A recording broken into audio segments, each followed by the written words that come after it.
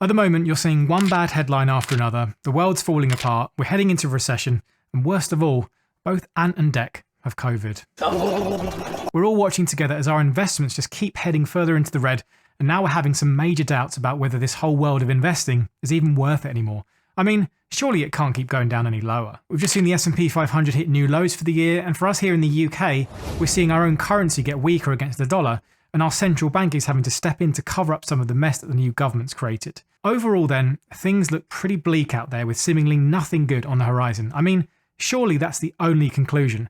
How can you possibly think anything else? So here's the big question then. Knowing all of this, what action do we take? Is it now time to just finally give up and call it quits? But just before we make any rash decisions, I want to share some thoughts with you. None of us know what the future holds, and I don't pretend to have all the answers, but I might be able to give you a slightly different perspective. First up, I just wanted to address all of the bad news. There's a reason that it attracts us and we think about it so much. It's not that any of it's wrong, it's just that the way we're built as humans. Unfortunately, our psychology works against us, and there's a couple of things at play here. Firstly, you might have heard of this before, but us simple apes have a bias towards negativity. It's just part of our built-in survival mechanism because we tend to dwell on negative events a lot more than something on the flip side, which was good. It does make total sense because it's a good way to protect yourself if you're constantly reminded that if you do climb up that tree, you could fall and hurt yourself like you did that one time. So you'll take more care, even though you might have climbed the tree thousands of times before. Also, you won't remember all those times you climbed the tree as much as you'll remember falling and hurting yourself that one time. And then also don't forget that we've got another built-in flaw called the loss aversion bias, and it's similar to the last one, but in summary, it's been found that we experience the feeling of losing something twice as bad as gaining the same thing or the same amount. So, for example, losing $100 in a stock will feel twice as bad as, say, doubling it to $200.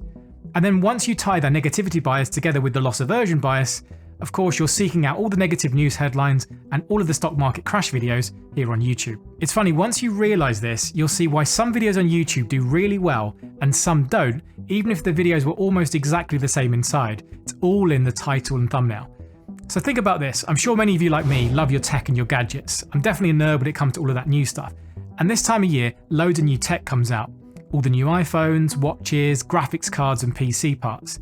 Now other than the boring unboxing videos, the videos that end up doing really well and getting a lot of clips seem to have titles like 5 things I don't like about the new iPhone 14, or I regret buying this, or even for those new Nvidia graphics cards, rather than just saying it's super fast and here are the performance figures, you might use titles like this.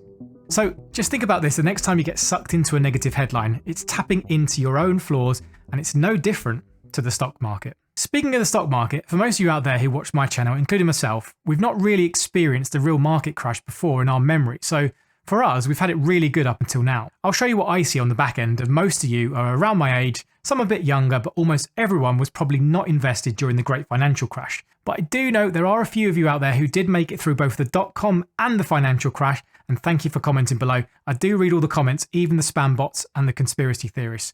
But thanks for replying and sharing all of your stories below. I think now more than ever, we need to talk about those experiences. They really benefit everyone. Also, many people only got started investing towards the end of 2020 and the start of 2021, when the market was at the end of a bull run, which is of course easy to see now in hindsight. You'll get told all the time that anything can happen in the stock market and that your investments can crash and even go to zero. But unless you've seen it before, then you'll just think that those times are behind us and the only way was up because you saw all of the money people seem to be making on Tesla and other booming stocks. I saw an interesting survey this week when I was trying to figure out what newer investors were thinking, and what I think this shows is that investing, like a lot of things in life, is that constant struggle between reality and expectations. Slight tangent, but in the film 500 Days of Summer, there's this great scene where they show a side-by-side of a party with one side being the reality and one side being expectations. As you can see, the poor guy imagines he's going to be welcomed with open arms, have the girl all to himself and things go back to normal. But in reality, things are very different, so of course he feels pretty down about the situation. If he expected things to be more like reality, then the outcome might have made him feel better, and that's pretty much how this survey sees things too. When asked about what they expected their returns to be for the long term, not just for the next year, here's what investors said. It's pretty wild this. I think there will be some pretty sad faces this year. As a global average, investors expected or hoped that they would be getting 14.5% returns per year above inflation. Yep, I did say that right. Not just 14.5% returns, they want that on top of inflation. Looking through individual countries, we can see that the US investors had the biggest expectations, expecting 17.5% returns, again, above inflation. To put that into perspective, the long-term results of the S&P 500 have been around 10% per year over the past century, and once you factor in inflation, you end up with around 6.58%, and that's from the year 1900. And quite interestingly, expectations have been going up over recent years. As you can see here, investors, at least when they were surveyed for this at least, were clearly in pretty high spirits as the last couple of years had been very green. Now there's nothing wrong with about being optimistic for the future, even with all the news going on. We've shown ourselves to be pretty resilient over time. But if we expect things to deliver a much greater than average return year after year, we're just setting ourselves up to fail. And clearly, you can't just grow 20% per year forever. In between the green years are plenty of crashes and corrections, but because newer investors haven't experienced them, and I'd even say that 2020 wasn't much of a crash because it recovered so quickly, nobody in recent time has had anything to deal with anything like 2022. Now, how do we know what to do in the future and how we can behave? Surely we've got experts to turn to, and they have all the answers. As you can see in the same study, this column on the right is what finance professionals estimated. Still pretty high. For example, US professionals estimated above inflation returns of 6.7%, pretty much the average for the last century, as we just mentioned.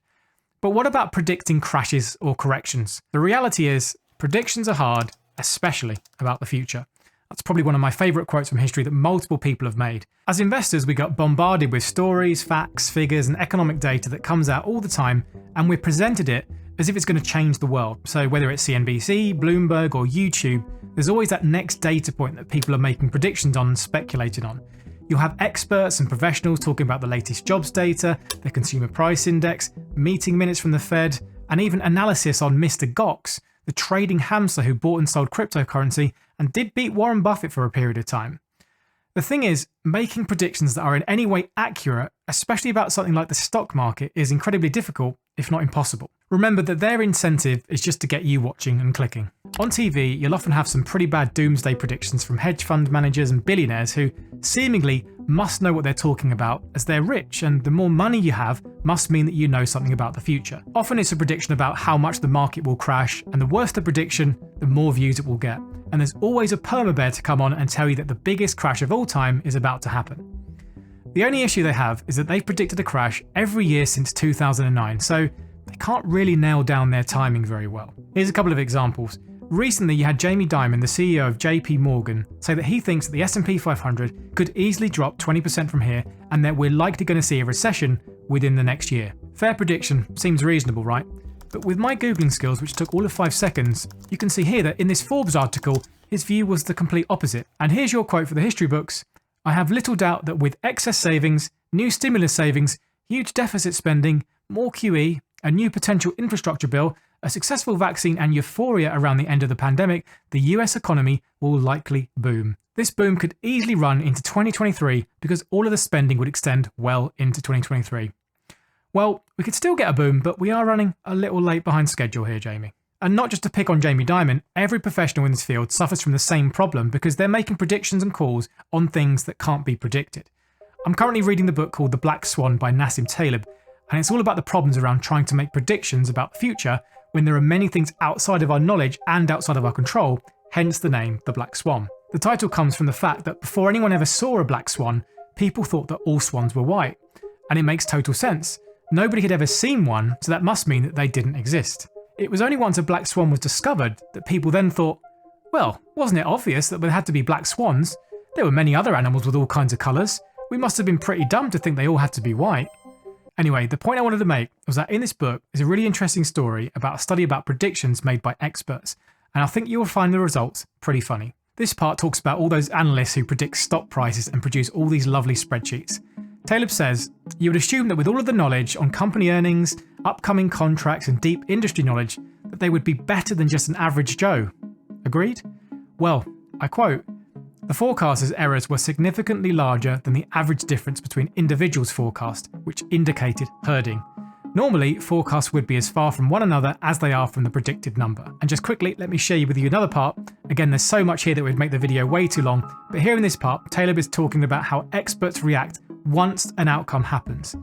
On the occasions when they were right, they attributed it to their own depth of understanding and expertise. When wrong, it was the situation that was to blame since it was unusual, or worse, they didn't recognise they were wrong and spun stories around it. The moral of the story is just be careful out there when you see all of these big headlines and predictions. Take it for what it is, information and speculation, but if you end up using that as a guide to invest, especially as long-term investors, then I'd have to say that take a breath and just think for a moment before you do anything stupid. The legendary investor Peter Lynch said that if you've spent 13 minutes thinking about economics, you've wasted 10. The stock market, I think, is best imagined like a huge game. Picture this. Imagine a football stadium, but there aren't just 22 players on the field. There's more like 100. Hey, why not just call it 99 for fun? There's American football players in all of their armour, there's badminton players, basketball players, runners, some javelin throwers, and there's even a dog yoga session in the middle. Michael Burry is definitely in that one. It's chaos. There's referees, but some have whistles, some have horns, and aren't any rules being followed consistently. The scoreboard's a mess, there's no timer, and nobody seems to be sticking to the lines. Once the game ends, even though that's not really clear, that's what's happened, some players come to the locker rooms and do their TV interviews. One of them says they had their best game ever, they hit 3 home runs, they're on top of the moon. Another player said their game sucked, it should have been a penalty and the ball hit a javelin so they missed their pass. And then someone else said that they feel really relaxed because a dog farted in their face. Anyway, before this gets too weird, the point here is everyone's playing a different game. Short term, long term, trading, options, futures, and everything in between, all at the same time, all trying to make a profit. Some things are relevant and other things are noise, but it all depends what kind of player you are. From a long-term perspective, the data's clear and we can mostly ignore the short-term noise and continue with the plan.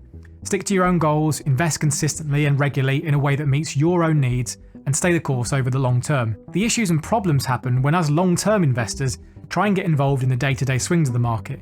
We let our emotions and the fear drive our decisions, so we sell out when things are bad. Notice how you never want to sell when things are booming, you just wish you'd invested more. All the data we have from the past shows us that being a consistent investor over a very long period of time means that we increase our chances of making money, and also that this is a marathon, not a sprint.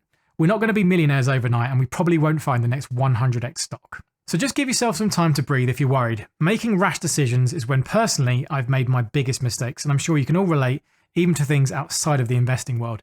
It reminds me of the Snickers advert where people act badly because they're hungry. Well, investors are the same.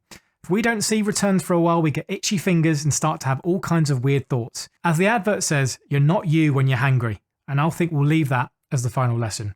Anyway, leave a like on the way out, subscribe for more, and as always, happy investing.